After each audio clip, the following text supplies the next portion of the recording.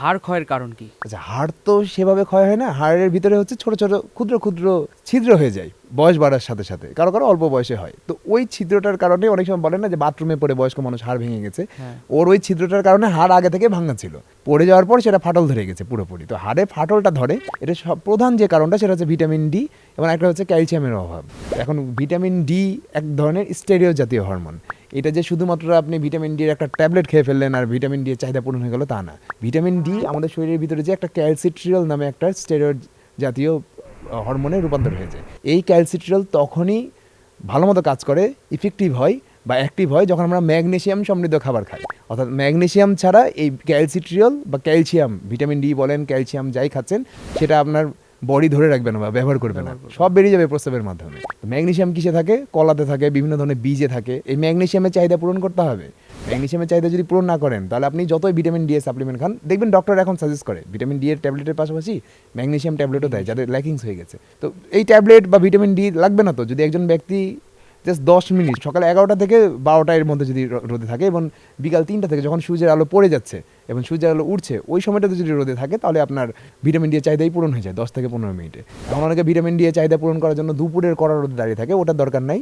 আপনি আবার অনেকে জাস্ট সকালে ভোরবেলা রোদে দাঁড়ায়, ওটাতেও কাজ হবে না। ভিটামিন ডি মানে সূর্যের আলোতে তো ভিটামিন ডি থাকে না, ভিটামিন ডি থাকে হচ্ছে আমাদের স্কিনে। সূর্যের আলোর মাধ্যমে ভিটামিন ডি মানে সূর্যের আলো যে বেগুনি রশ্মি, আল্ট্রাভায়োলেট এ এবং আল্ট্রাভায়োলেট বি দুই ধরনের রশ্মি থাকে।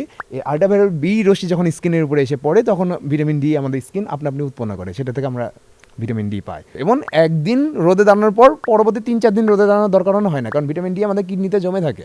পরবর্তীতে কিডনিতে যখন ওই ম্যাগনেসিয়াম আমরা খাই তখন কিডনিতে ক্যালসিট্রিয়াল অ্যাক্টিভ হয়ে তখন ওই ভিটামিন ডি আমরা পুরো সপ্তাহ জুড়ে পেয়ে থাকি। তো আমরা সপ্তাহে 2 দিন রোদে দাঁড়ালে হবে। এখন অনেকে যেটা ভুল করে যে রোদে দাঁড়ায় এসে সাথে সাথে গোসল করে সাবান ডলে ডলে, সেটা করলে সমস্যা। স্কিনের উপরে থাকতে হবে, ওটা প্রক্রিয়া হতে দিতে হবে, সময় দিতে হবে অ্যাটলিস্ট 20 মিনিট। তো এরকম বিভিন্ন ফ্যাক্টরগুলো যদি আপনি ঠিক করেন তাহলে আপনার ট্যাবলেট খাওয়ার দরকার হবে না। এবার আপনি ডিমে ভিটামিন ডি পাবেন, দুধে ভিটামিন ডি পাবেন, আরও অনেক ধরনের খাবার আছে যেখানে ভিটামিন ডি আছে। এবং এর পাশাপাশি ম্যাগনেসিয়াম সমৃদ্ধ খাবার খাবেন, তাহলে কারো হাড়জনিত যে সমস্যা সেটা হবে না।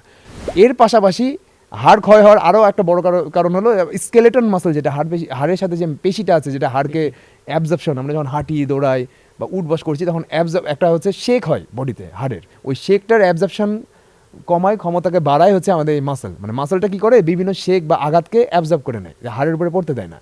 তো যারা কোনো রকমের মাংসপেশিকে ব্যবহার না করে, এক্সারসাইজ করে না, কোনো রকম মাংসপেশি ব্যবহার করে না, তাদের ওই মাংসপেশি দুর্বল হয়ে যায় সময়ের সাথে সাথে।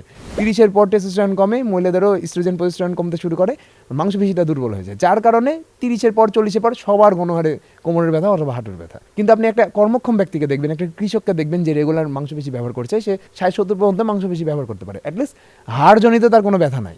রোদে থাকে ওই ভিটামিন ডি চলে যায়, প্রকৃতিতে থাকে, ভালো মতো খাবার খাই, গ্রামে সব শাকসবজি ফলমূল সবই খাচ্ছে, ম্যাগনেসিয়ামের চাহিদা পূরণ হয়ে যায়, তার কোনো ওষুধ খাওয়া লাগে না। এটাই রিজন। শহরের মানুষও পারবে এটা করতে, টেকনিক ফলো করতে হবে। আমি শহরের মানুষকে বলছি না যে গ্রামে গিয়ে থাকেন, আর টেকনিক ফলো করতে হবে, কিছু টেকনিক জানতে হবে, তাহলে আপনার কখনোই হাড় ক্ষয়জনিত কোনো রোগ হবে না।